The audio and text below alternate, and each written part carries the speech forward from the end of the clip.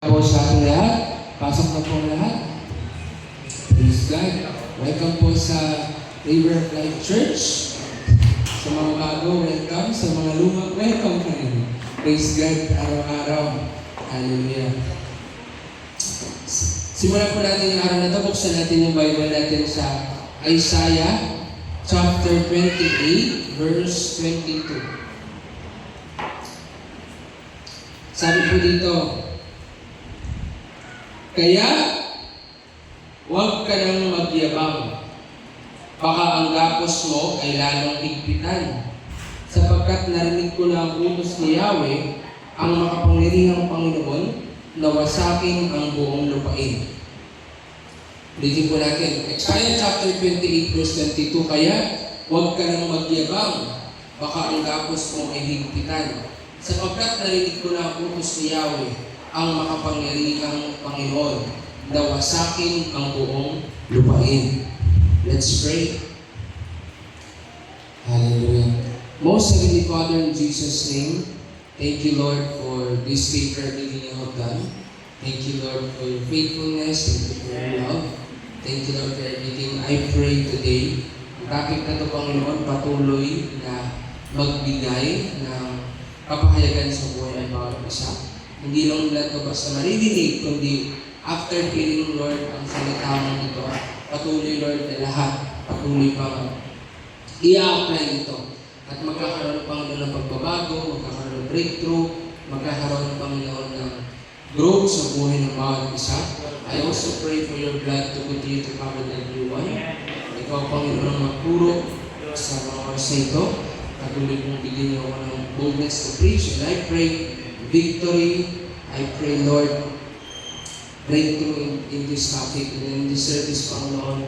No distractions na kaway ang magtatagpo. Panginoon, salamat po, and we pray for open heaven in this place. Ikaw po ang patuloy namin tinataas. Ikaw ang buhay at lumay na Diyos. Salamat po. We give you the glory, the praise. In Jesus' name we pray. Amen. Hallelujah. Praise God. Ang topic po natin ngayon is boastful downfall. Yeah. So dito, ituturo ko yung topic natin is patuloy sa parang sa mga mayabang. Diba? Kaya, tingnan mo yung katabi mo kung mayabang ba yan. Mayabang ba yan? Kung mayabang ka, para sa'yo to. Ayaw ng Lord ng mayabang. Amen? Amen po ba? Amen po ba? Ayaw ng Lord na Kristiyanong mayabang. Amen? Yung masyadong mayabang. Mali na nga, mayabang pa. Diba? May mga ganyan kasi, yung mali na nga, mayabang pa. Mali na nga sa Lord, nagyayabang pa. Diba? Ayaw, yung tipong, nasa Lord ka, mayabang ka, nung wala ka sa Lord, yumabang ka palalo. Ayaw ng Lord ng mayabang. Amen po ba? And gusto ng Lord na July na, hindi ka pwedeng matapos ang taon na mayabang ka pa rin. Amen? Amen po ba? Yung tipong hirap ka pa nga, hirap na, mayabang ka pa rin. Spiritually speaking, durog ka na nga, mayabang ka pa rin. Diba? Ayaw ko ng Lord ng mayabang. Amen? Amen. Kaya ang lahat tayo makasalanan. Yes. Pero hindi pwedeng maging, ano yun, marami kasing mga tao na mayabang talaga. Yung tipong nagkamali lang sila, hindi pa sila magpakumbaga sa harapan ng Diyos. Hindi man lang sila, alam mo may abang na tao, ito yung mga taong hindi nag-aas sa Lord ng mercy. Yung Lord, have mercy on me. Mayabang ka kapag ganun. Diba? Yung kapag tinamag mo, ay dinaig-dinig. Marami din mga mayabang kaunti. Yung tipong pag pinagsabihan mo, ayaw talaga nila i-apply. Kahit hirap na, ayaw pa rin talaga nila. Alam niyo po, in this topic ituturo, bakit kailangan hindi ka mayabang? At ano ba yung nangyari sa mga taong mayabang sa Bible? So, meron tayong mga topic dito, natin kung ano yung bunga ng kayabangan. Diba? Kaya iskan mo sabi, lahat naman tayo may kayabangan. Amen? Naranasan mo na ba magyabang? Diba? Lahat naman talaga. Kahit ako, alis lahat naman ng mga nakusap ko sa church, may mga konting burik talaga. Meron naman ibang sobra sa burik. Meron konting sobra. Lahat naman, hindi yan mawala sa tao. Na lahat ng tao, meron talagang part sa buhay niya na parang magyabang siya. Meron din mga tao na kala mo hindi nagyayabang, pero totoo nagyayabang na. Oo. Kasi pakunwari, hindi nagyayabang, pero sa ginagawa niya, mayabang pala siya. Pero ayaw ng Lord ng mayabang. Amen? Alam mo, mas okay na nasa paningin ng tao, mayabang ka, pero sa paningin ng Lord, humble ka. Kaysa naman sa paningin ng Lord, mayabang ka, sa paningin ng tao, humble ka. Kasi pwedeng ganun ha, pwedeng sa paningin ng tao, humble ka. Pero alam ng Lord yung puso mo, mayabang ka. Ginagamit mo yung, may mga tao kasing magaling magpanggap na humble. Pero sa likod ng pagiging humble na yun, meron silang mga agenda na hindi tama. Meron silang mga motives na mali. Maraming ganun ha, di ba? Especially sa panahon natin ngayon, maraming mga ganun, yung tipong sa harap, sa front ng maraming tao, grabe ka humble.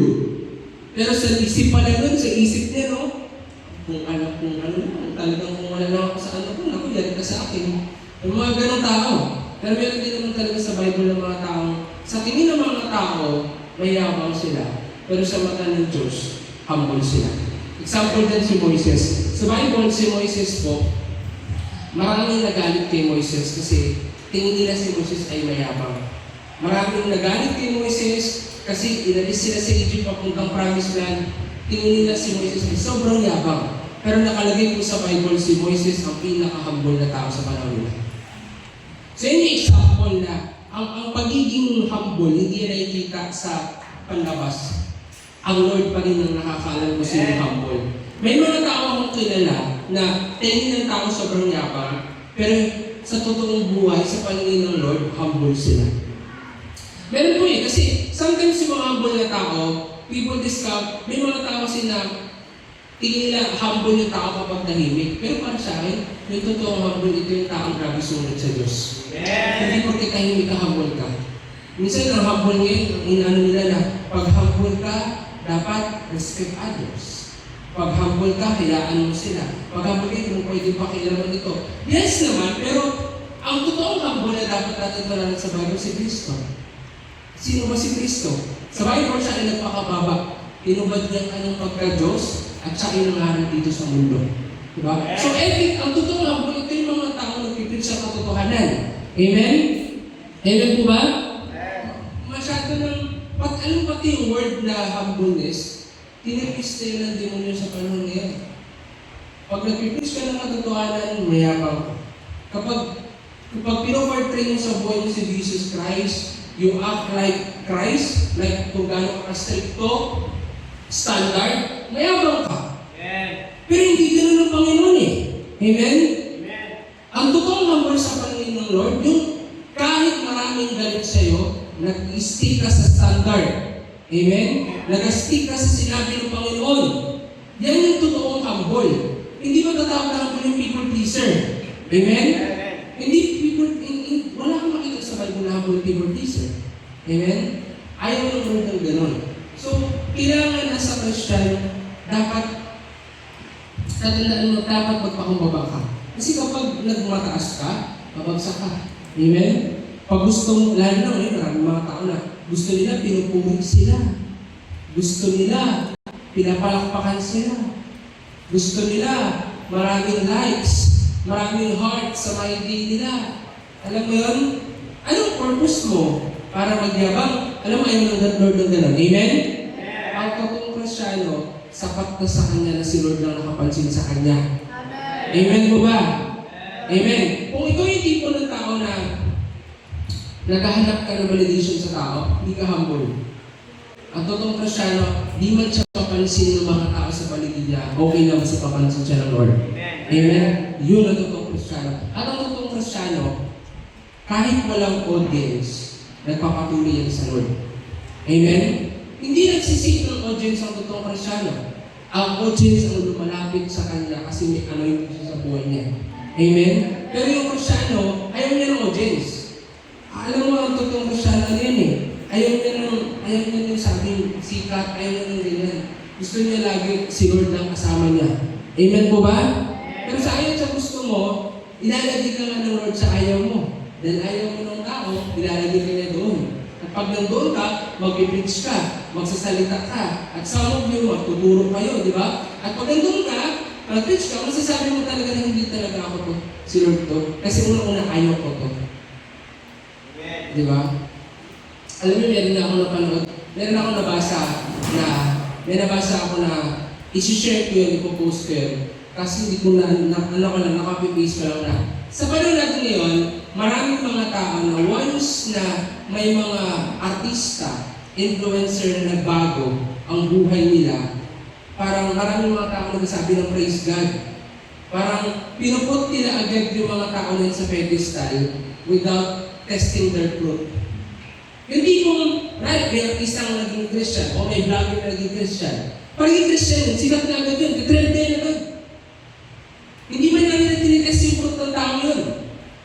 Walang problema i-celebrate na President Cristiano ka, pero yung dumaan sila agad sa shortcut, yung, porque artista, nagbago, okay. Akit ka kagad sa stage, praise God. Pero alam niyo ba, hindi mo napapansin, napakaraming mga online influencer, yung vlogger, mga artista na, after they change, after a while, nagbalik naman sila ulit sa dati nilang buhay. Di ba? Hindi mo napapansin? Marami, di ba? Yung tipong nag-public declaration ng pabaptize, tapos after that, makikita mo, nagsasayaw na naman kung ano-ano sa online, bumalik na naman sa mga kamunduhan. Tapos ang nangyari ibang mga tao, kasi meron ako nabasa nakaraan na kahapon nabasa na merong isang porn star na babae na naging Christian, kinonfess na si Jesus ang Diyos niya, tapos after ilang years, nagbalik siya sa pagpuporn. So, ang context ng ano niya na, nung time na nagbago siya, pinot agad siya sa pedestal. Nung time na tumalikod siya, maraming mga Kristiyanong discourage agad. Totoo ba yung Diyos na pinigiling ko rin niya? Bakit siya tumalikod?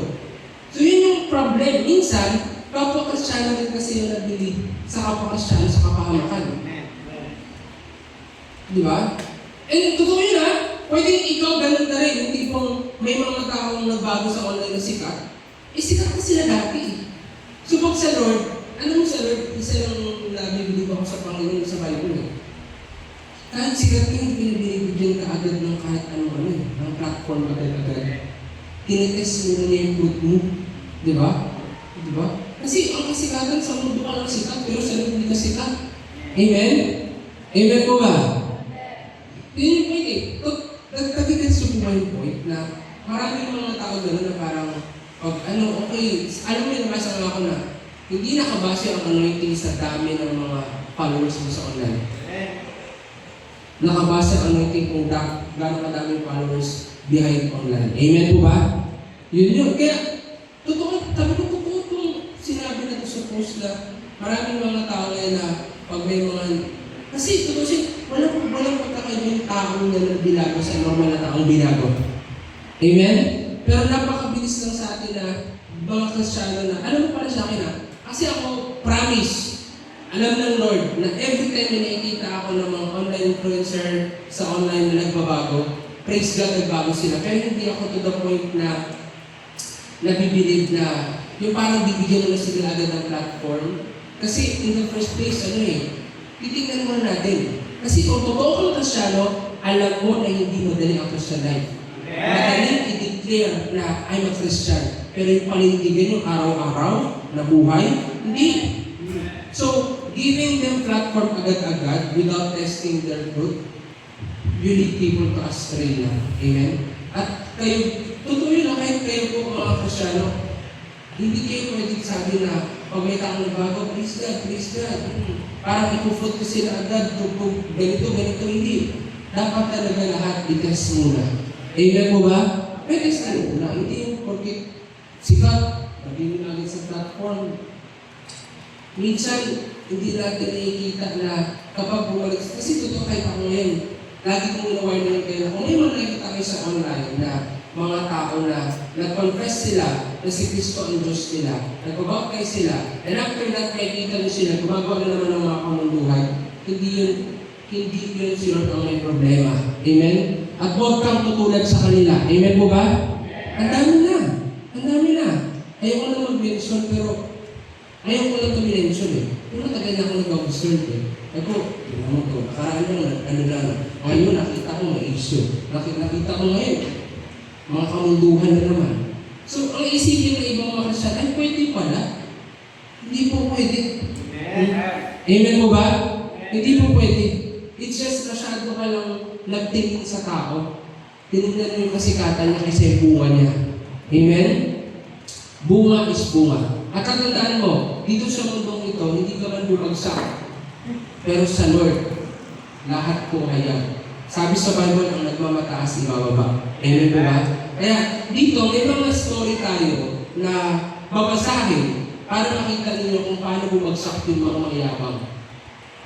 Kaya after this, God, I'm expecting na lahat magpakumbaba. Amen? Amen po ba? So, number 1, King Nebuchadnezzar boast. That's why he fall. Isa po example si King Nebuchadnezzar. Basahin po natin.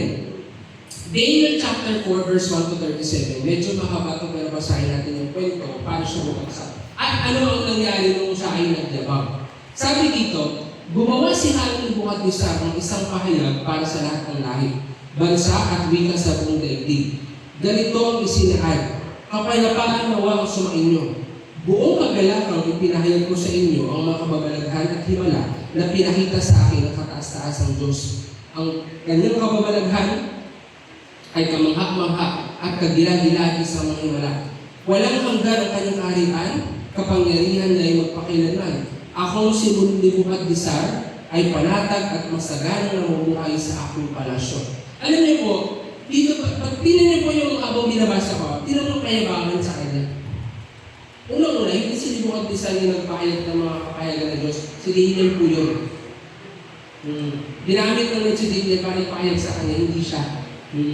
So, pwede nyo naman sabihin na dahil sa buhay ni Daniel, pero wala sa kanya talaga, buong ako talaga.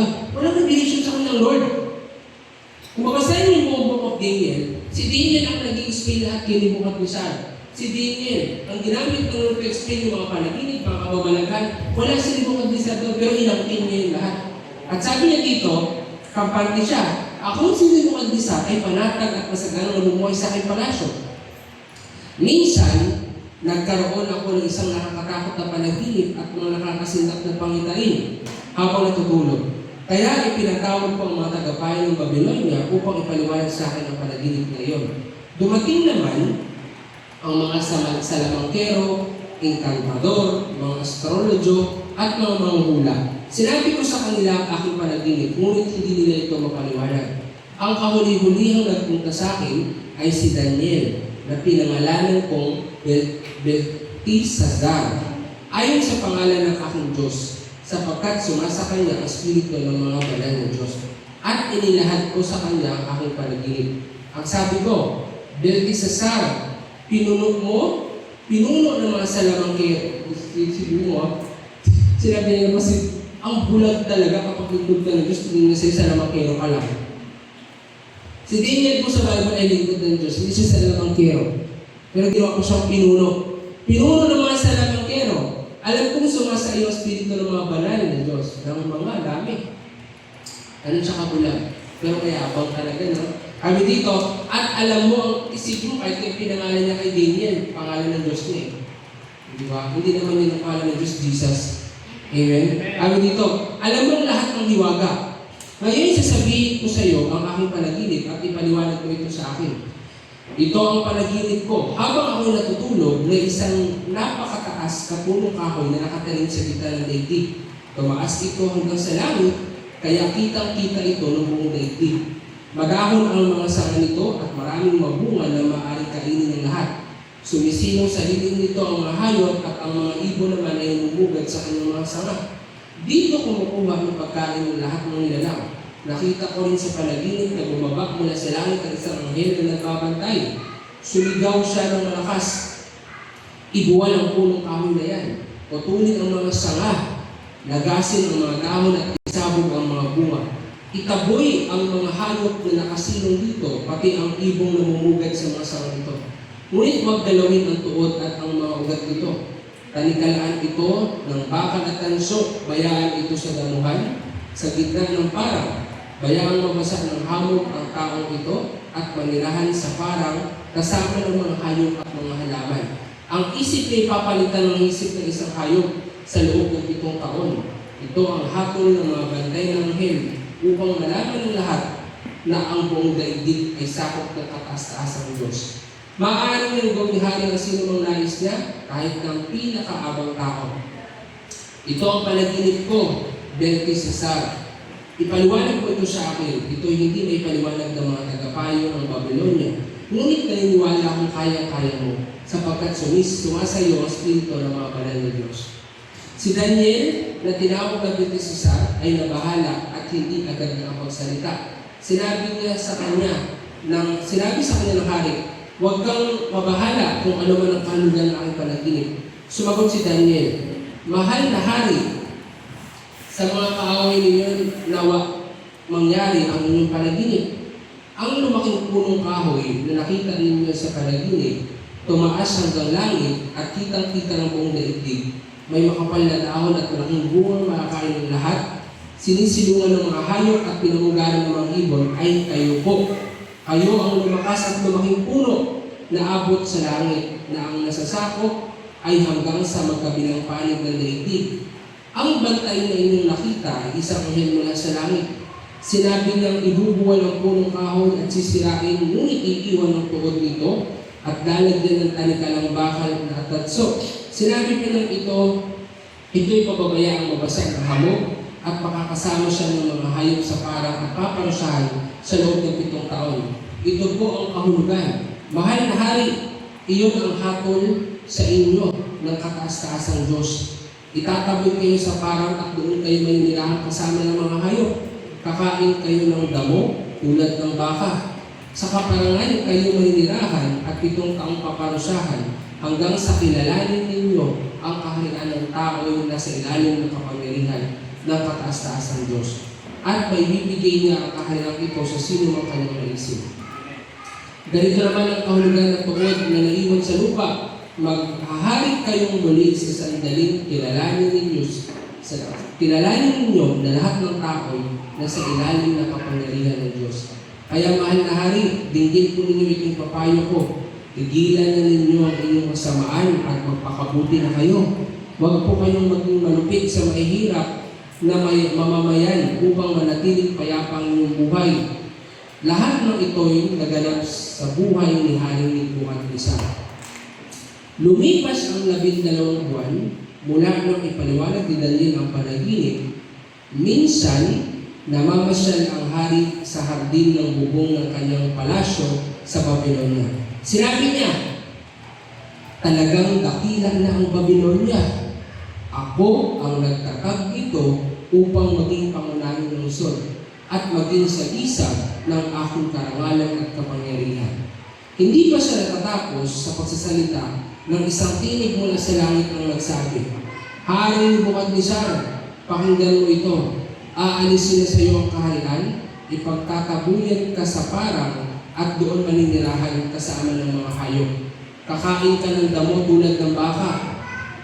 7 taong kang mananatili sa gayong kalagayan hanggang sa kilalanin mong nasa ilalim ng kapangyarihan ng kataas-taasang Diyos ang kaharian ng mga tao at maaaring niyang ibigay ito kanino man niyang naisip. Nangyari agad kay Nebukadnezar ang sinabi ng tinig. Itinaboy siya sa parang at kumain ng damo tulad ng baka.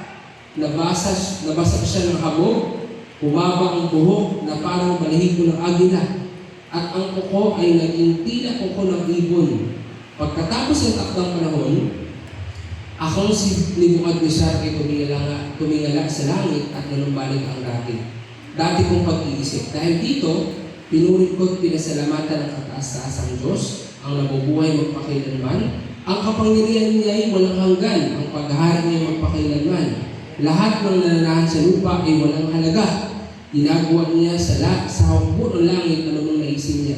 Walang maaaring magutos sa kanya, ni makakatutol sa kanyang ginagawa. Nang manauli ang aking pag-iisip, nanumbalik din ang aking karangalan at kapangyarihan. Muli kong tinanggap ang aking mga tagapayo at mga tagapamahala at ako'y naging higit na dakila at makapangyarihan kaysa dati. Kaya akong si Nebukadnezar ay nagpupuri ngayon at nagpapasalamat sa hari ng kalangitan sapagkat lahat ng gawa at tungkulin niya ay matuwid at makatarungan. Ibinabagsak niya ang mga palalo. Diba? Makita nyo. So, ano yung mga aral na matututunan natin dito sa buhay ni Nicodemus? Una, number one, makikita mo talaga na hindi ka pwedeng magyabang. Amen? Hindi ka pwedeng, una-una, hindi ka pwedeng umasa sa mundo. Diba? Sino mo kasi umaasa sa mga salamangkero? Mga salamangkero, umaasa siya doon. Nagmamalaki siya sa harapan ng mga tao, pero totoo, wala talaga siyang alam. Amen? Ano pa? Pangalawa, panaginip. Binigyan na siya ng warning. Sinabihan siya ni Daniel, na ito po ang mangyari sa inyo. Ito po ang mangyari sa inyo. Pero hindi pa rin siya nakinig. Hindi nangyari. Alam mo, dito makita na hindi sinubukan ni Sab. Para kasi siyang baliw dito eh. Nabaliw talaga siya. Ikaw ba naman kumain ng damo 7 years? So, ibig sabihin mo, buhay ka pala kapag kumain ka ng damo 7 years. So, alam mo na. Sinibukod di sana nagpapatunay na kahit kumain ka ng damo, mabubuhay ka. Pero hindi naman siguro damo ng Pilipino. Ibang damo siguro to. Pero baka barley nga. Baka barley. Kasi barley grass eh. So, pero ang point doon, 7 years damo parang katulad ka sa baka. Diba? Pero buhay. Diba? Binarningan siya, pero after, sabi doon, 12 buwan, 1 year, hindi pa rin siya nakinig. Kaya alam mo kapag binawarningan ka, gawin mo. Kasi kung hindi, kakain ka talaga ng damo. Damo or damo? Ano? Kasi sa Bible, yung prodigal son, damo. Diba? Napili ka lang. Diba? Makita, winarningan siya. Hindi pwede sabihin ni mga disang hindi siya winarningan. Pinakita sa kanya ng Lord sa panaginip, winarningan siya ni Daniel, pero hindi pa rin siya nakinig. Diba? After 1 year, naglakad-lakad sa palasyo, sinabi niya, ako ang reason bakit naging tanyag ito. Alam mo kung ganyan ka, babagsakan ng Lord. Hindi pwede sabihin mo na, ako ang reason bakit maganda ang worship team. Ako ang reason bakit ang daming tao sa church. Dahil sa akin. Meron dati nagsabi yan namin, dahil sa akin, daming tao sa church. Ganito, wala na ngayon. Dahil sa Diyos. Amen? Hindi mo pwede sabihin, na ako ang reason bakit ganyan yung usher. Bakit ako ang reason? Wow! Wow naman! Sa'yo na lang kami lumuhod. Di ba? Si Lord po ang reason. Amen? Hindi pwedeng ikaw. Bakit ikaw? Isang tiga lang ng Lord sa ilong mo, wala ka na. Ako ang reason bakit ganito. Hindi ikaw ang reason. Gusto mo patunayan? O pag-pray natin kasi ka ng Lord. Di ba? Para makita mo na kahit wala ka, magtutuloy-tuloy ang gawain ng Diyos. Amen? Amen? Yun sinabi ni Nicodemus. Dahil sa akin, naging tanyag ito. Nagyabang siya. Diba? Pero isipin mo dahil nagyabang siya. Kasi ang ganit. Una, panaginip lang muna. Pangalawa, nangusap na sa kanya si Daniel. Tao na. Pangatlo, dinatawag siya ng kanil. Angel na ng Diyos ang nangusap sa kanya. Isipin mo nangusap siya dinakitahan siya ng panaginip. Lingkod ng Diyos, angel na ng Lord. Kaya alam mo kapag Lord na talaga ang nagawa, ano magagawa? Alam mo yun? Kapag ang Lord na talagang nagsalita, wala ka na magagawa. Kaya habang winawarning ka pa ng tao, makinig ka. Amen mo ba? Kasi kapag natapos mag-warning ang Daniel sa buhay mo at hindi ka nakinig, si Lord na gagawa. At kapag si Lord ang gumawa, kakain ka talaga ng damo. Alam mo yan? Pero ang maganda dito, kahit nagyabang siya, nangyari sa kanya yun, after 7 years, tuminalik siya ulit sa Lord. Amen po ba? Ito makita na may pag-asa sa mayabang. Amen? Kaya sabihin mo katabi, may pag-asa ka pa. Sabi ng katabi mo, ay, hindi ako mayabang. Yan ang totoong mayabang. Yung mga nagsasabi na, ay, hindi ako mayabang. Yan ang totoong mayabang. Yung pag-kinalat mo, sabi, ano mayabang, hindi ako mayabang. Yan ang totoong mayabang. Kasi ang totoong hindi mayabang, hindi na kailangan i-prove pa sa sarili ng mayabang siya kung hindi. Kung may mga tao magsabing mayabang siya, edi, go! Kung yan ang gusto mo, edi, mayabang! Di ba? Kasi walang pinapatunayan ng taong humble. Amen? Kasi kung mapatunayan kang mayabang ka talaga. Amen? Yun, alam mo yung mga tao gusto mong patunayan, mayabang talaga yan. Kasi ang totoo ka mo wala dapat patunayan. Kasi alam mo na wala kang pagmamalaki sa harapan ng Lord. Amen? Amen po ba? Wala kang dapat patunayan sa tao, wala kang dapat patunayan sa Diyos. Kasi una-una, wala kang Lord kung wala tayo dito. Amen? Kaya, may pag-asa. Kung may yabang ka sa buhay mo, may pag-asa. Anong gawin? Gawin ang ginawa mo ko sa tumingin ka sa langit. So ito ang example na kapag ikaw nagyabang, babagsak ka ng Lord. Diba? Ayaw mo huwag kang magyabang. Kahit kung lumalago ka, huwag kang magyabang. Ang growth hindi pinagyabang. Amen? Amen po ba? Kasi baka ikaw yung tipo ng tao na nagyabang ka sa Lord. Hindi. Ano pinagyabang yung ano? Tingnan mo kung malago na ako ngayon. Wow! Yan na yung malago. Diba? Yung pwede sabihin na gano'n na, tingnan mo ako ngayon, malago na ako. Magkaiba kasi tingnan mo ako lumalago na ako. Bakit kita tingnan? Kung lago lang usapan, titingin ako sa Lord. Amen po ba? Kasi yung paglago ko, baka mamaya bumagsak ka eh. Amen po ba? Alam mo ako, pag may mga nakikita akong lumalago, ito, totoo lang, kapag may mga nakikita akong lumalago, hindi ako, as in, mabibless ako lumalago sila, pero hindi sila yung tinitingnan ko pagdating sa Lord. Tinitingnan ko pa rin talaga pagdating sa Lord yung mga lingkod na Diyos sa Bible. Kasi ano talaga yun eh. Sila ito toong lumago. Hanggang huli namatay sila para kay Lord eh. Amen po ba? Yung mga kasama ko, syempre, naano ko na yes, kailangan ko magpalago. Pero isa sila, pero may pinaka tinitingnan ako pagdating sa Lord.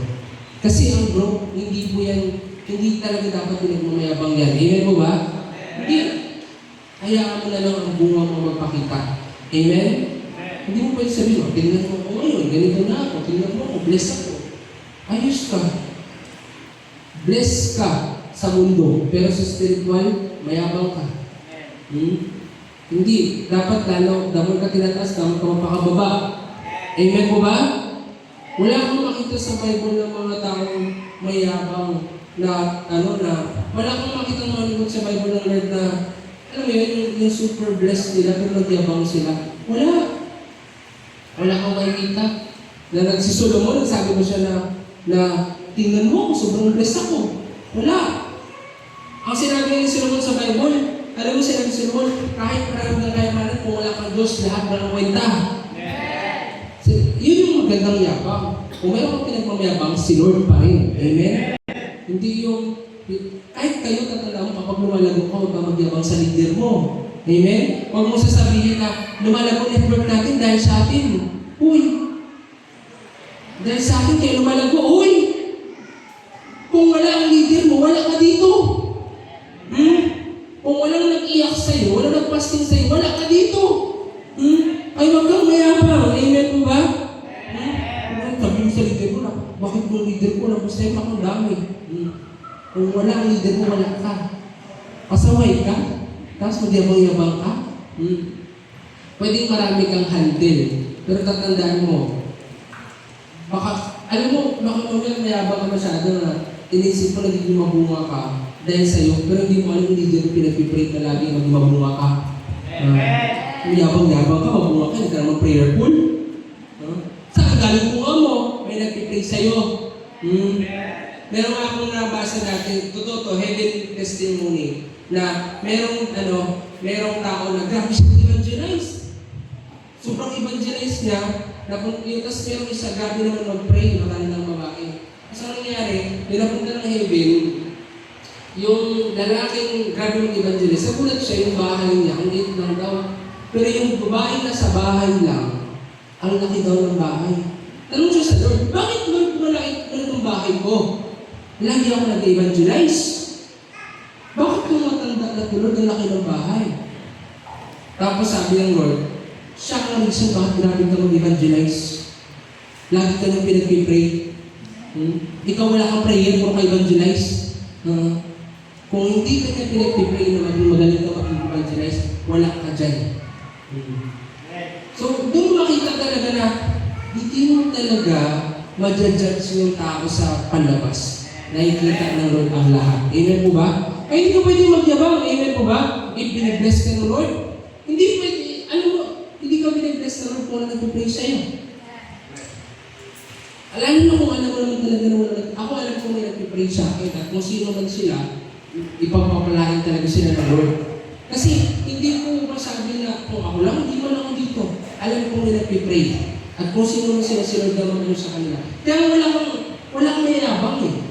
Hindi ka pwede magyabang na sabi mo, wala nagpray sa sarili ko, ganito ako. Sa oras sa bumagsak at ilang mo, wala talaga magpipray sa'yo. Yan yung sinasabi eh. Alam mo, hindi pwede magyabang ka. Amen mo ba? Kapag, hindi pwede at wag kang magyabang sa taong ginamit ng Lord kung nasa kita ngayon. Amen? Amen po ba? Kasi kung nagyabang ka doon, sa Lord ka rin nagyabang. Hindi ka pwede magyabang yung parang kung wala ka na, dyan yung tao, nung nagkaroon ka, wala ka na,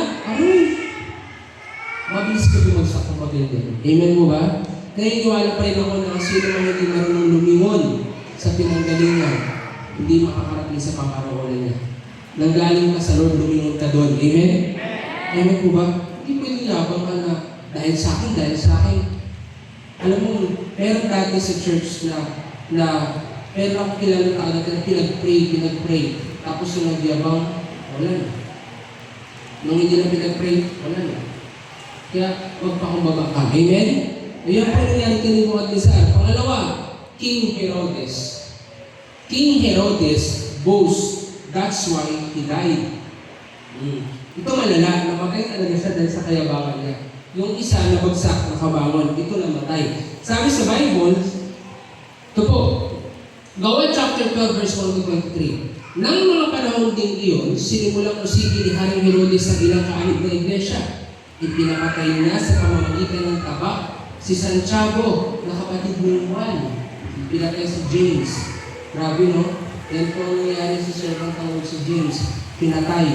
At nang makita niyang, alam mo si James sa Bible, siya yung nagsabi sa Bible ng, humble yourself in the sight of the Lord, and He will go to exalt you. James chapter 4 verse 10. Tinan mo, siya yung pinapatay. Diba? Ganun siya. So, yung nagsabi na humble yourself, itataas ka, siya yung pinapatay. Ganun katindi humbleness niya, pinapatay siya. Kami dito, at nang makita ng ito'y ikinalugod ng mga Hudyo, people pleaser. Si Pedro naman ang kanyang itinilakip. Yan ang mga people pleaser na yabang yan. Kami dito, nangyari ito noong pesta ng tinapay na walang pampalsa. Pagkadakip kay Pedro, siya ikinulong at pinabantayan sa 4 na pangkat ng 4 na kawal. Kami dito, verse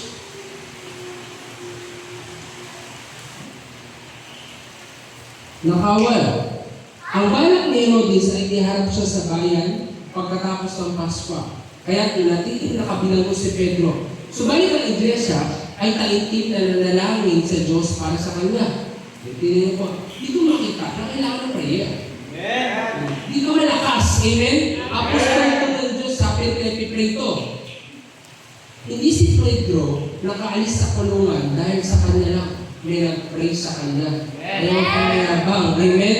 Kami dito, ito po, ng gabi, bago iharap si Herodes, si Pedro sa bayan, natutulog ito sa pagitan ng 2 kawal. Nakagapo siya ng 2 talikala at may mga bantay pa sa harap ng pinto ng bilangguan. Walang ano-ano'y, lumitaw ang isang anghel ng Panginoon at nagdiwanag sa silid-pilitan. Tinapik nito si Pedro sa tagiliran at ginising. Dali, bumangon ka, sabi ng anghel. Nakalag ang talikala sa mga kamay ni Pedro. Magbihis ka't magsuot ng sandalya, sabi ng anghel, at ganun na ang ginawa sa kanya. Ganun na ang ginawa. Ang kanyang ginawa. Sinabi pa sa kanya ng anghel, magbalabal ka't sumunod siya sa akin. Lumabas at sumunod si Pedro sa anghel, ngunit hindi niya alam kung totoo nga ang nangyaring iyon. Akala niya, pangitain naman yun. Nakalampas siya sa una at pangalawang bantay at nakarating sa pintuang bakal sa labasan papunta sa lungsod. Ito'y kusang bumukas at sila'y lumabas. Pagkaan nila sa isang kalye, bigla siyang iniwan ng anghel. Doon natauhan si Pedro, kaya't sinabi niya, ngayon ko natiyak na totoo pala ang lahat. Isinugo ng Panginoon ang kanyang anghel at iniligtas ako sa kamay ng Herodes. Bakit? May mga nagpipray sa kanya. Amen mo ba? Isipin mo, hindi alam ni Pedro na kaya palang mangyari ng ganung bagay. Pero because of prayer, kaya nga tatanda mo, lagi kang mag-pray sa mga tao. Ipag-pray mo yung leader mo, pastor mo, kahit sino mo pinag-pray sa Lord kasi sa prayer mo pwede magpadala ng Lord ng help para makawala sila sa mga talikala. Hindi ni Pedro kayong kalasan yung sarili niya eh. Hindi niya kaya. Pero may nag-pray, kaya natanggal yung gapo sa kanya. Amen? So hindi ka pwede talagang maglabaw. Hindi ka makakalaya kung wala nag-pray sa iyo. Amen? Sabi dito, iniligtas ako sa kamay ni Herodes at sa inaasahan ng mga Hudyo na mangyari sa akin. Nang maunawaan niya ang nangyari, nagpunta siya sa bahay ni Maria na ina ni Juan na tinatawag din Marcos. Maraming nagkatipon-tipon doon at nananalangin. O, sige nyo, patuloy pa nila nag-pray. Diba? Ang kanilang ano na si Pedro. Nang si Pedro ay kumatok sa pinto, lumapit si Roda, na isang katulong upang tingnan kung sino yun. Nakilala niya ang tinig ni Pedro. Dahil sa tuwa ay tumakbo siyang papasok sa bahay na hindi pa nabubuksan ang pinto. At sinabi sa lahat na si Pedro ay nasa pintuan. Nahihibang ka, sabi nila. Ngunit idiniit niyang naroon nga si Pedro. At sinabi nila, anghel niya yun. Samantala, patuloy, ito rin yung mga pray na nag-pray na. Pray na sila ng pray, pero hindi lalo pray nila, dinanggap na ng Lord. Nag-pray ka sa dalaw ka rin. Nahihibang ka na. Diba? Pero makita mo, prayerful pa rin sila. Diba? Para kasi siguro, nagpipray sila na ng palataya sila, pero hindi nila ma-imagine na kaya talaga itong gawin ng Diyos. Pero yun na, mag-pray ka lang kasi yung bago hindi mo matarap ng isipan mo, kaya gawin ng Lord. Kaya sabi siguro na, nahihibang ka na. Kasi ito yung mga bago-bago pa lang na mga pangyari sa Bible. Kasi kung makikita mo, talagang sa Bible, talagang yung mga tao, katulad din natin sila. Talagang hindi rin sila masyadong exposed sa mga himala. Pero dahil sa prayer na himala. Dahil dito, sabi dito, samantalang patuloy na kumakatok, kahit kasi Pedro pala, kahit si Pedro, hindi niya akalain yung gano'n. Hindi niya akalain na ang anghel ng Diyos kaya siyang pakawalan. Pero gano'n talaga supernatural. Amen? Sabi dito, samantala, patuloy na kumakatok si Pedro, nung buksan nila ang pinto, nakita nila si Pedro at hindi sila makapaniwala. Sila ay sininisan niyang tumahimik. Pagkatapos, isinalaysay niya kung paano siya nilabas ng Panginoon mula sa bilangguan. Sabihin niyo ito kay Santiago at sa mga kapatid niya. Sabi pa niya, pagkatapos, umalis siya at nagpunta sa ibang lugar. Hindi alam ni Pedro na si Santiago pinapatay.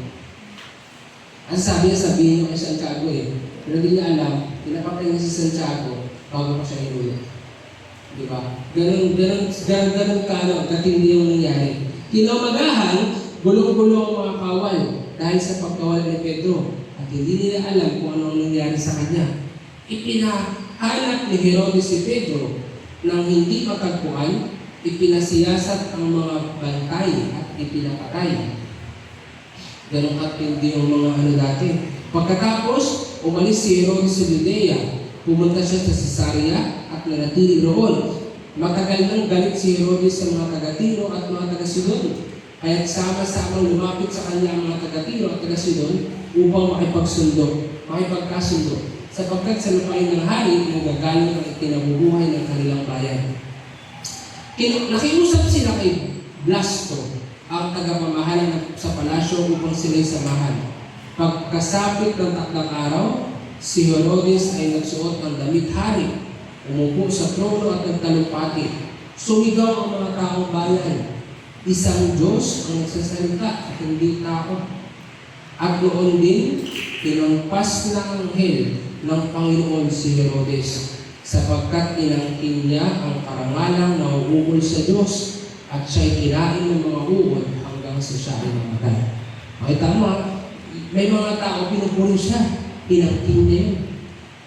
Sinabi ako sila siya ang Diyos. Inangkin niya yun. Ano nangyari? Tinampas siya ng anghel. Kaya mo kapatid, ikaw rin, lahat tayo doon, kapag may nagpupuri sa iyo, huwag mo masyadong angkinin. Amen po ba? Nung pinuri ka, sabihin mo, wala naman. Busy. Siyempre ako na to, pasin ka talaga ng Lord. Tandaan mo, walang problema purihin ka. Walang problema yun. Kasi nakalagay naman sa Bible, huwag mo purihin yung sarili mo. Hayaan mo ibang taong magpuri sa'yo. Pero, huwag mong angkinin yung puri. Dapat si Lord dyan kasama. Amen po ba? Amen po ba? Kasi pag makita ng Lord sa puso mo, kahit katiting lang yan na talagang, parang inaano na sa kanya talaga. Sige, makita mo yung hampas ng anghel ng Diyos. Pero ito matindi, namatay siya. Dahil sa palo. Kaya nga ang palo ng magulang, medyo hindi ka mamamatay. Pero ang palo ng anghel, nakakamatay. Kaya huwag kang papayang mapalo ng anghel. Amen? Amen po ba? Kaya pag ginapagalitan ka, pinagsasabihan ka, makinig ka. Amen? Wala ka pang pinapalo. Salita pa lang yan. Diba? Pinagsabihan ka ni leader, aray ko, umusunod ka. Umusunod. Ilang beses na ako napagalitan ng pastor ko kung hindi ako naggalit. Hindi ako sa kanya natampo na gano'n. May mga bubulong na demonyo, pero nilreview ko. Kasi at the end of the day, alam ko naman talaga mali ako. Amen! Totoo yun, alam ng Lord yun. Pag napagalitan ako, nang demonyo sa isip ko, nagabulong na, hindi ko na lang yun. Pero nilreview ko. Kasi, alam ko naman talaga mali ako. Tsaka, may mindset kasi ako na kahit hindi ko maintindihan, kailangan ko pakinggan. Kasi may nakikita sila hindi ko nakikita. Alam mo yun?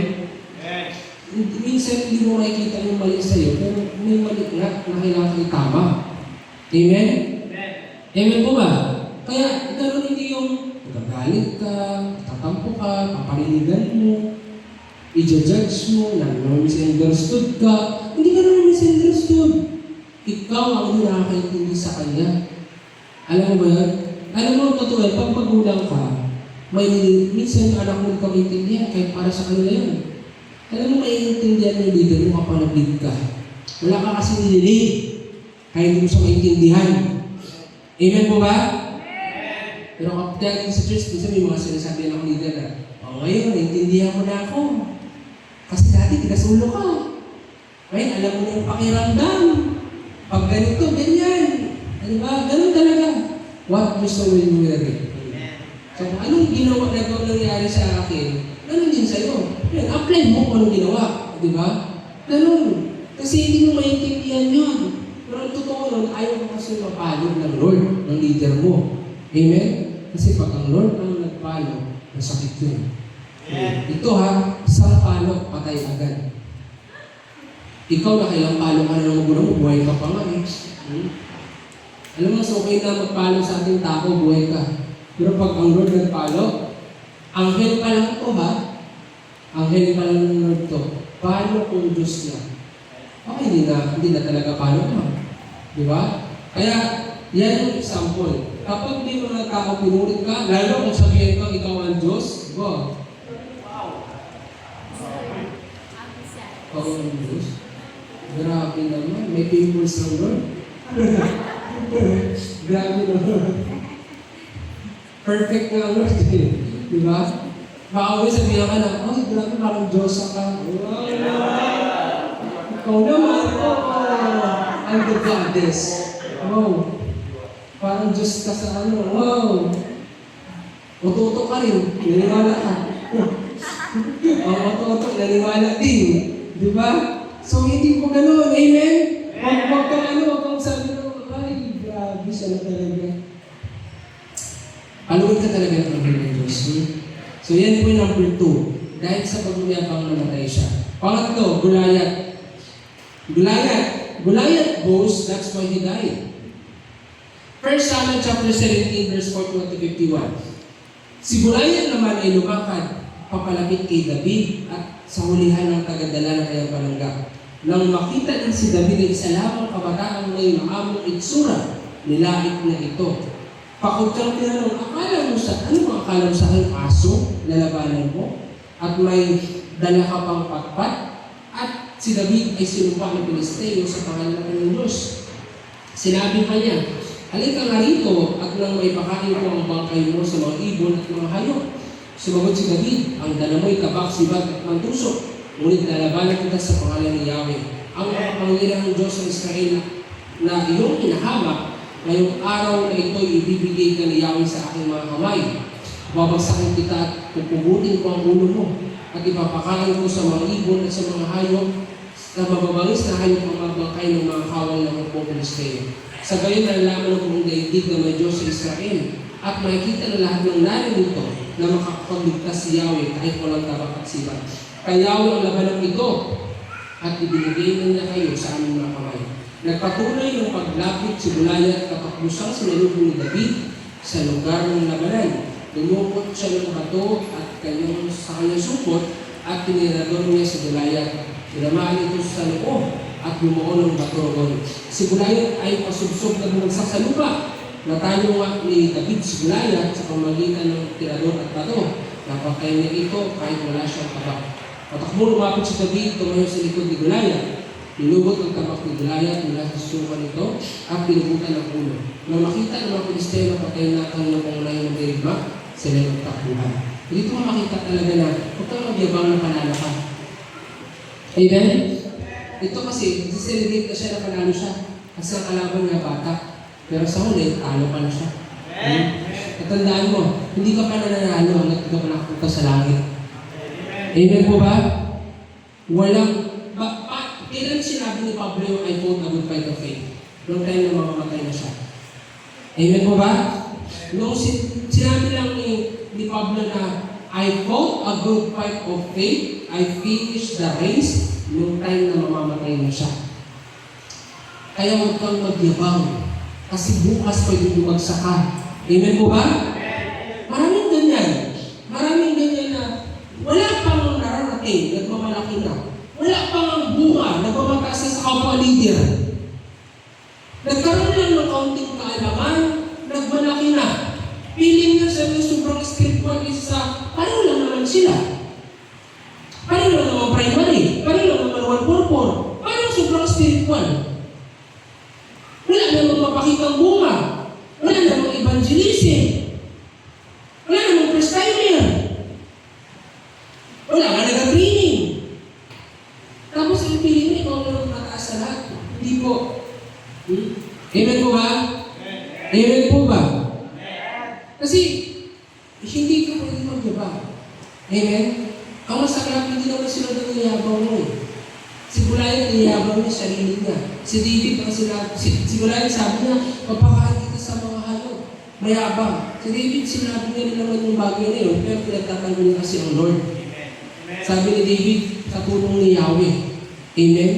So, ang ending, yung isa na celebrate na kumagsak. Kaya huwag na huwag pang magyayabang. Amen po ba? Amen po ba? Wow! Huwag na huwag kang... Naalala ko dati, merong isang leader sabi sa akin, hindi na raw ko spiritual. Okay. Meron nagsabi sa akin before na, sabi niya, emotional na lang daw yung mga preaching ko. Okay. May mga ganun nagsasabi, pero lahat yung pinapanood ko siya. Hindi ko para sa alam ko naman kung tama ka. Ano yung naman kasi wala akong ganun eh. Wala akong ganun eh. Diba? Kung nasa part ka, ganun lang sa ganun. Walang ganun, hindi ganun kasi ang, alam mo, hindi mo kasi, kung dito ka, alam mo, pinis ko yung mga tao. Amen? Samantalang sa online, ano naman sa online? Kalat na sa online na kapag sugar-coated ang mga salita, maraming nakikinig. Pero kapag masakit ang katotohanan, maraming umalis. Diba yun yung nakalagay sa online na true church, preach the truth, counted. Pero pag hindi totoo, ay pag sugar-coated, sobrang dami. Kasi alam niyo po totoo yun na hindi talaga ikaw pwede mag-celebrate. At hindi mo sabihin na pagalo ka na, magaling ka na, kumikita ka na, babagsak ka, pangyabang ka. Amen? Amen po ba? Pag may mga nagtatanong sa akin, paano lumago? Lagi kong sinasabi na hindi ko tinitignan yung sarili kong malago. Hindi kahit sabihin na dito kayo, hindi. Kasi, hindi po. Compare kay Kristo, wala. Wala pang sa kuko eh. Di ba? Kaya hindi ka pwedeng magyabang. Amen mo ba? At kahit namuha ka na ng mamuha, hindi ka pwedeng magyabang. Kailangan mo pang magpakumbaba. Amen mo ba? Kahit dumating yung time na palaguin ka na Lord, huwag kang magyabang. Kasi meron mga tao, sasabihin nila na, alam ko kung paano magiglamang ka, so what? Alam ko kung ano yung pakiramdam ng disciple, so what?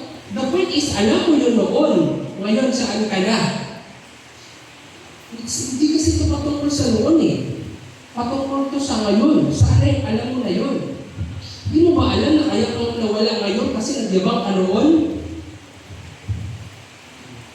Yun lang. Dami mong alam, pero hindi mo alam paano magpakumbaba. Kaya hindi bumagsak ka. Doon lang. Di ba?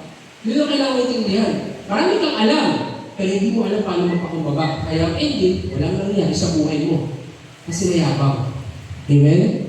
Kaya, hindi ka pwede talaga magyabang. The more na nandiyan ka, magpakumbaba ka. The more na inamat ka ng Lord, magpasakot ka. Isang iglap, kaya na Lord puli lahat. Yung malakas, matibay, mayabang, isang bato lang na tirador ni Goliath, tumba. Di ba?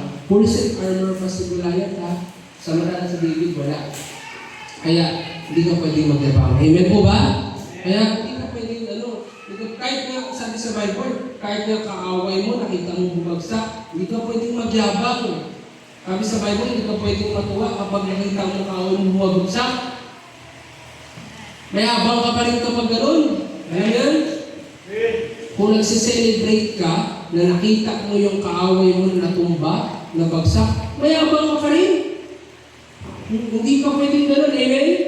Isipin mo, kung yung hindi mo nga kaaway, natutuwa kapag bumabagsak, alam mo kung hindi mo kaaway yung natutuwa kapag hindi mo bumabagsak, pag nalangkong ka, mas mahihirapan ka talaga pag kaaway mo niya. Mas madaling sa'yo matuwa, di ba? Pero take note sa Bible, sinabi ng Lord na pag nakita mo ang kaaway mo bumabagsak, hindi ka dapat matuwa. Kasi pag natuwa ka, pabalik yun sa'yo. So kung ganun ka lang, wala na. Bagsak na doon. Kaya natin na mga kapatid na huwag kang mayabang. Amen? Amen po ba? So ngayon, ano bang warning ng Lord sa mga mayabang na tao? Kawikaan 16:5, pinamumuhian ni Yahweh ang lahat ng mayabang at sila'y tiyak na paparusahan. May parusa sa mga mayabang. Kaya dapat huwag maging mayabang. Amen? Kaya sabi, Kawikaan 16:5, pinamumuhian ni Yahweh. Muhi. Pag sinabing muhi, kapatid, malala yan. Hindi yan galit. Hindi yan sabing tampo. Pag sinabing muhi, talagang matinding word na yan eh. Kumbaga yun yung hard word eh. Pinamumuhi yan eh. Kaya nga, paparusahan. Kaya, kung mayabang ka sa puso mo, subok mo yan sa Lord. Amen po ba? Amen po ba? Sabi mo sa katanong, isubok mo sa Lord yung yabang.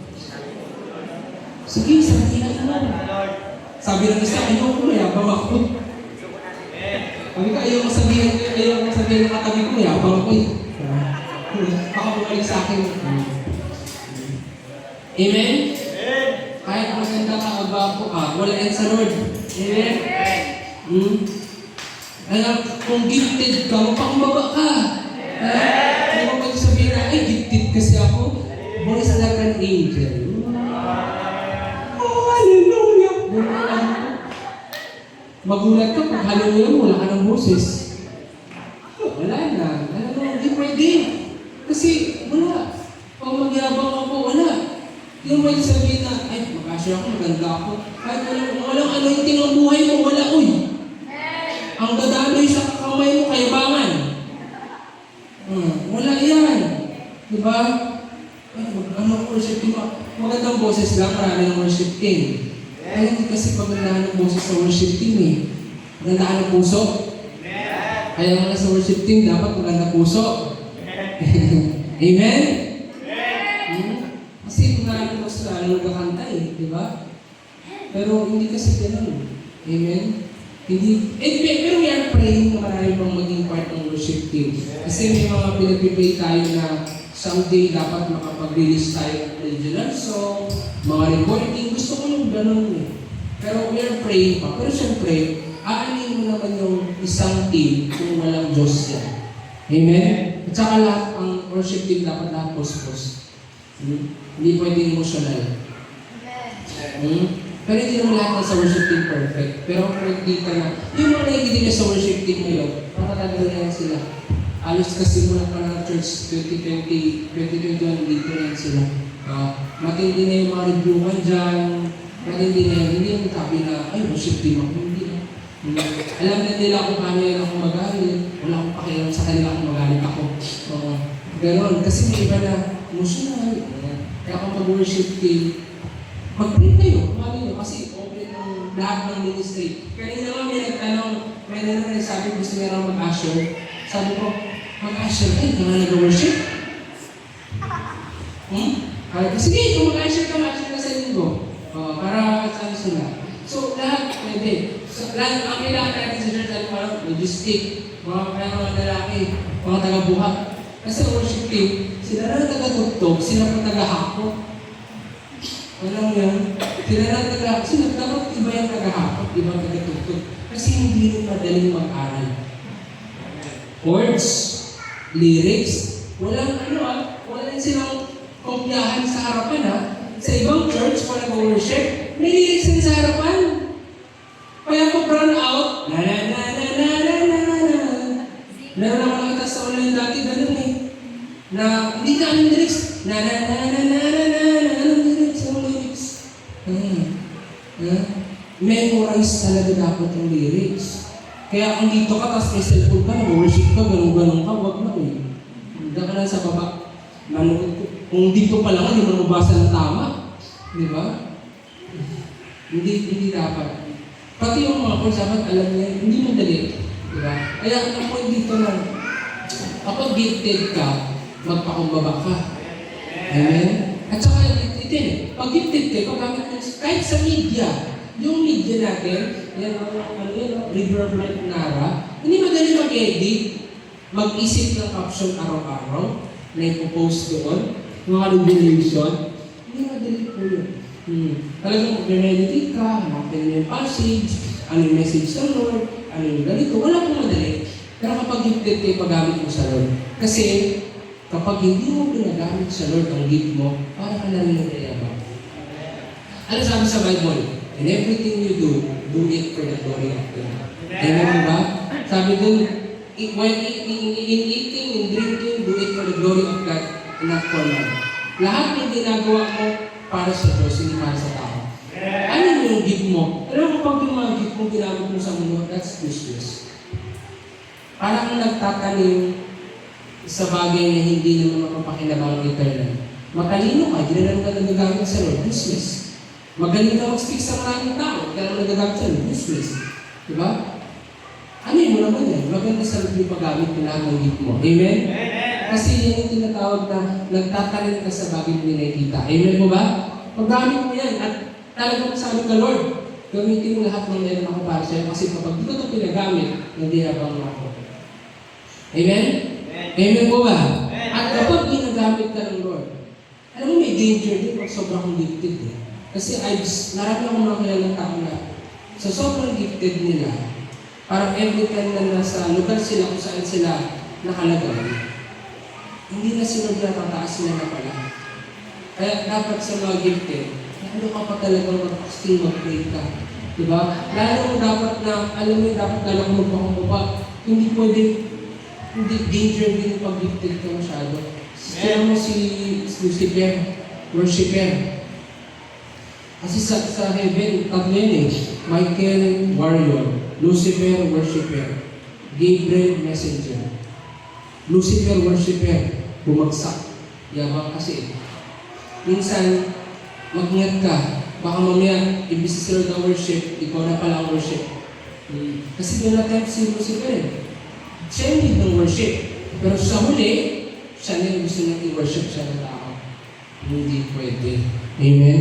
Kaya, napaka-importanting bihag mo. Amen? Alam mo, Every time nilid ako ng worship team na, hanggang ngayon, may nahihirap talaga ako mag-lead. Kaya nakakabayan, it's okay yun kasi yung pupunta ka sa stage so parang, this is my time. This is my moment. This is the moment. Ganun ako na. Mahirap yun kapag gano'n. Baka may anghel na may sinturon na. Alam mo yun? May anghel may sinturon na. Aba, sige. Sige, subok-subukan mo. Kung baka talaga dito sa stage. Pero hindi naman yun sila pinalang natutumba dito, ha? Nag-worship mo. Kaya, ingat-ingat po kayo dyan. Huwag na huwag kang magmamayabang. Anong gagawin para mawala ito? Bravo! Look up to God. Paano mawala ang mayabang? Look up to God. Sabi dito, Daniel chapter 4 verse 34, pagkatapos ng tatlong panahon, akong sinibo at isa at tumiyalang sa langit. At nanumbalik ang dati kong kaisipan. Dahil dito, pinulit ko pinasalamatan ang kataas-taas ng Diyos, ang nabubuhay magpakailanman. Ang kapangyarihan na'y walang hanggan, ang paghahari na'y magpakailanman. Dito mo makita talaga na kapag nagtingin ka sa Diyos ka talaga itong magpupuri. Diba? Kasi isipin mo, nung tumingin na siya sa Diyos, ay nung balik mo na mag-isip. So, kung taong hindi tumingin sa Diyos, wala sa pag-iisip. Sa bagay, wala kang isip mo. Saan ba isip mo? Lutang ang mga tao lang sa Diyos. Alam mo yan? Yung iba nagbabaliw na. Kaya pag mo nakita kang mga taong mayabang, isipin mo, wala ka sa pag-iisip. Pero isipin mo, parang mas makano ka. Wala ka na ng balik yung isip na, hindi yabang pa ko eh. Diba? Minsan, maganda isipin mo yung gano'n na, parang hindi ka rin magalit. Isipin mo na lang na, parang sinilukad ni Sarto, wala din sa pag-iisip. Yabang eh. Sige, pag-pray lang. Pag-pray mo lang. Diba? Ganun naman mo, tumingin ka sa Lord at manumbalik ka. At pag manumbalik ka, sa Diyos ka magpupuri. Amen? Amen po ba? Tumingin ka sa langit. Amen? Sabi nga, paa sa lupa, mata sa langit. Sabi sa nabasa ko eh, paa sa lupa, mata sa langit. Iba kasi mata sa lupa, naghahanap ng 1,000. Yan. Meron mga ganun na ako, talagang ano eh, meron ako ganun eh. Diba, magkaiba kami, ako sa langit siya sa lupa. Hindi ng piso kasi. Hindi, paa sa lupa, mata sa langit. Amen? Tumingin ka sa langit, pero ibig sabihin natin sa langit, fix your eyes to Jesus. Sabi sa Bible, ituon natin ang ating paningin kay Jesus, sa Kanya nakasalalay ang ating pananampalataya mula sa simula hanggang katapusan. Dahil sa kagalakan, naghihintay sa Kanya. Hindi niya alintana ang kahiyan ng pagkamatay sa cross at siya ngayon nakaupo sa kanan ng trono ng Diyos. So pag sinabi tingin sa langit, ibig sabihin, fix your eyes into Jesus. Kahit nasa saan kang ministry, lahat para kay Lord dapat. Amen? Hindi para sa'yo. Amen? Next, deny yourself. Para mapagtagumpay ng kayabangan, deny yourself. Ibig sabihin, wala kang makapagdabang sa sarili mo kung dinidinay mo yung sarili mo. Alam niyo mo ba yan? Hindi mo pwede sabihin, ako, kung alam mo naman sa sarili mo, dinidinay mo yung sarili mo. Amen? Sabi sa Bible, Matthew 16:24, sinabi ni Jesus sa kanyang mga alagad, sino mang nagdanais sumunod sa akin, kailangan mong itakwil ang kanyang sarili, pasalin ang kanyang cross at sumunod sa akin. Deny yourself. Talagang every time may mga breakthrough sa buhay mo, lahat sabihin mo talaga na, hindi ako yun, si Lord yun. Amen po ba? Kahit sabihin na, syempre ikaw yun. Minsan temptation yun eh. Para sabihin mo, ay, ako nga. Pero hindi si Lord yun. Marunong ka pa sa akin. Kung magsabi sa'yo na, syempre ikaw yung ginamit. Sino pa rin yun? Marunong ka pa sa akin. Akin na lang, umiin ko na. Huwag ka masyadong alam mo yun, huwag ka masyadong overwhelm every time people praise you. Sa halip, pagpakumbaba ka, isipin mo lang, Lord, wala akong pahinga, pero salamat kasi naging gagamit-gamit pa rin po ako. Hindi yung, galing mo talaga, thank you. Yung may pasundot ka sa isipan mo, pag nakatalikod sila, yes, hindi pwede. Tandaan nyo, kahit secret yan, alam ng Lord yan. Amen. Kaya ano lang naman. Amen? Kaya tandaan namin, huwag kang maging mayabang. Pas deny yourself. Kahit pinupuli ka, deny yourself. Deny mo lagi. Grabe, deny mo talaga na. Hindi talaga. Hindi. Amen mo ba? Pero kasi mga iba na pa-joke, yung tipong na wala, alam mo, ang point ng dito, basta make sure mo sa puso mo na hindi ka talaga nagayabang. Kasi minsan may mga joke naman talaga na parang sinasakyan mo na lang sila. Ano ba yan? Pero isip mo talaga, tuloy, talaga. May mga gano'n na minsan kahit ikaw gusto mo maniwala pero joke lang yun talaga sa'yo. Parang wala talaga. Pero yung ayaw lang naging puso mo, mayabang talaga. Amen? Ayan, ano pa? Sa Tiago 14, ito na yung kanina. Magpakumbaba kayo sa harapan ng Diyos at ilalakas na kayo.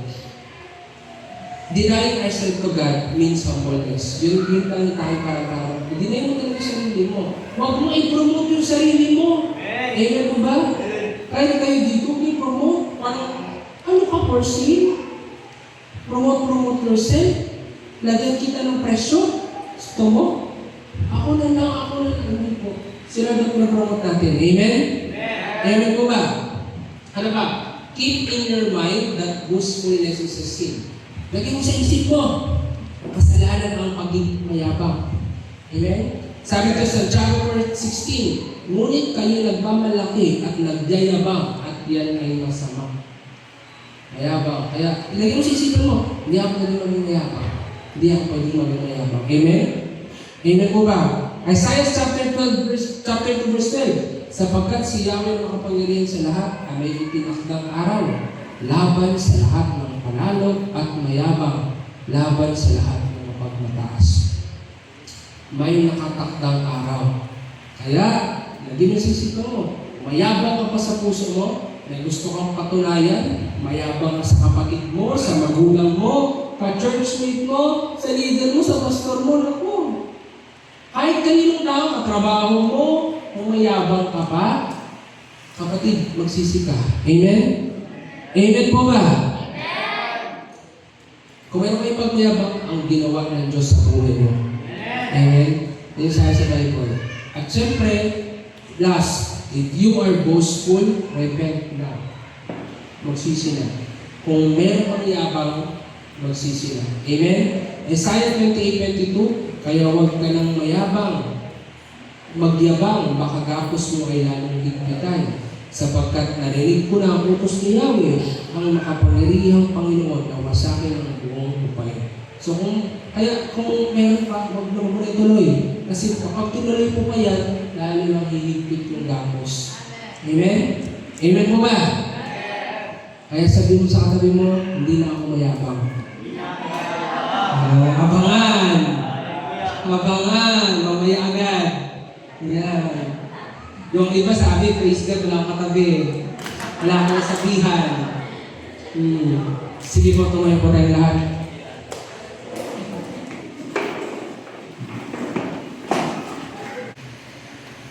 Kawan ko, sa katrabaho ko, sa kapatid ko, sa mama ko, sa papa ko, sa kapwa ko, sa churchmate ko, sa leader ko, pastor ko, kapitbahay ko, tatawain ko kung mayabang ako.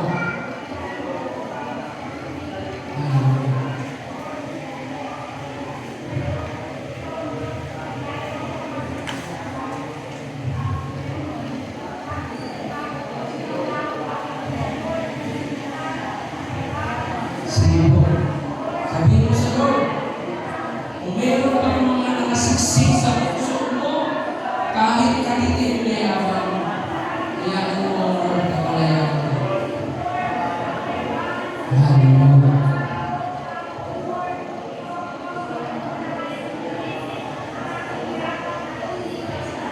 At i-acknowledge mo sa buhay mo, matang Diyos lang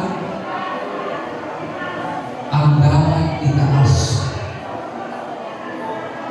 Hallelujah. Praise Jesus.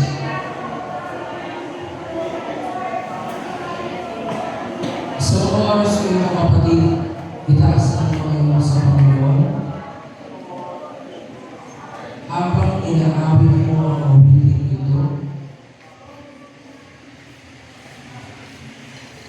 Acknowledge na lahat ng meron na dahil sa Diyos. Sambahin mo siya, itaas mo siya. At patuloy na siya lang ang dapat paghalinin mo sa buhay mo. Hayaan mo pumili ka ng Diyos. Hallelujah. Only God. Only God.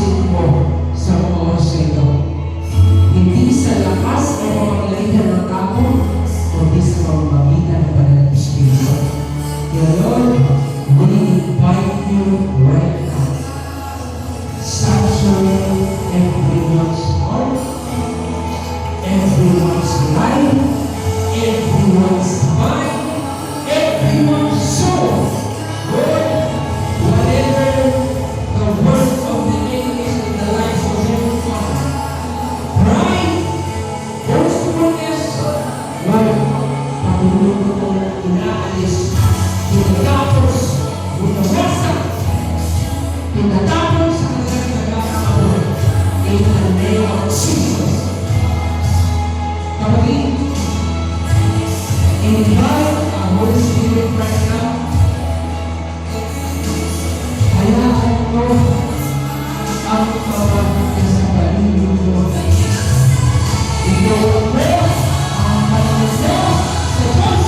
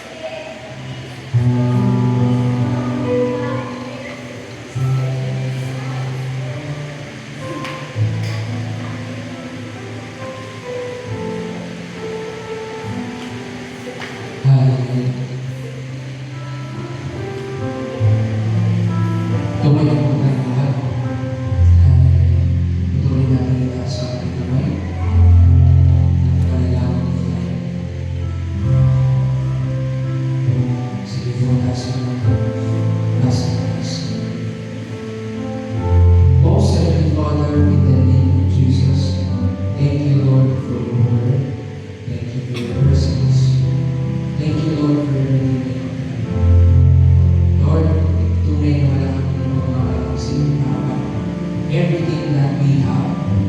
It all came from you. Kaya Lord, kung may nakikita kang nangyayabang sa buhay namin, at kung ano ang rason bakit kami nagayabang, Lord, hindi man madali, masakit man, please remove it. Kung ito lang din ang dahilan para kami ay bumagsak, tanggalin mo ito, Panginoon, nang sa gayon, wala kami makawalang sinilatan. It's better to have nothing kaysa makuwi ka sa amin. Panginoon, continue to guide and lead every one of us here. Not our will, but your will. Everything that we have, the gifts, the treasures, the time, the talents, everything, Lord, kahit ang aming galing, talino, every possession that we have, kung ito, Panginoon, ay hindi napupunta at hindi nababalik sa iyo, Lord, remove it. Dahil lahat na meron kami, yung aming hininga, galing ito sa iyo, Panginoon. At tunay na hindi makapag-satisfy ang mundong ito, tanging ikaw lang ang makapag-satisfy sa amin. Kaya Lord, please, guide us and lead us in the letter of the lives. Lord, I ask your love to cover everyone, fill everyone, not by one more but power of my spirit. And Lord, this word, this prayer, Panginoon, this is my personal prayer and I declare this sa mga kasal. Lord, huwag mo kami magpalagay kung hindi kami nalulog sa inyo.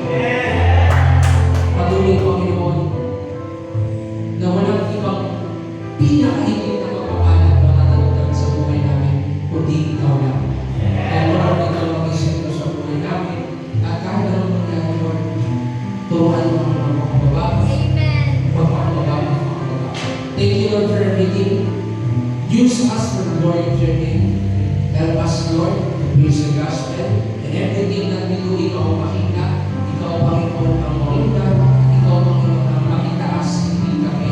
Hindi ang tao, hindi ikaw lang. In this church, O God, ikaw ang makitaas. Lalo, Panginoon. In Jesus' name. I also pray, Lord, sa mga oras na ito, as we give our hands in offering, Lord, sa ito lahat. Lord, as we give this, we will use this for the glory of your name. Alam mo ang pagkailangan ng panibahan mo. And Lord, I believe, marami ka bang kayang gawin. Kaya Lord, nawin ng gawin mo ang aming ayon sa iyo. Ang namin sa iyo, bilang magbabalik at bilang magpapakutuba na lahat ng mayroong gawin, galing sa iyo. Lahat, hilingan na hindi kami makapagtrabaho kung wala kami hilingan. Hindi namin kaya magtrabaho kung hindi kami okay, Lord, dahil ito sa iyo lahat. Kaya Lord, babalik namin sa iyo. And Lord, use this for the glory of your name. Use this for the expansion of your kingdom, for the improvements of everything, Lord, na kailangan ito sa church mo, sa mga bilihin, sa mga parating, sa mga gamit. Use this, Lord God. Salamat po nila naman. Bless everyone as they give the action of it. We give you the glory and praise, and Lord, we need their provision in your church. In Jesus' name we pray. Amen.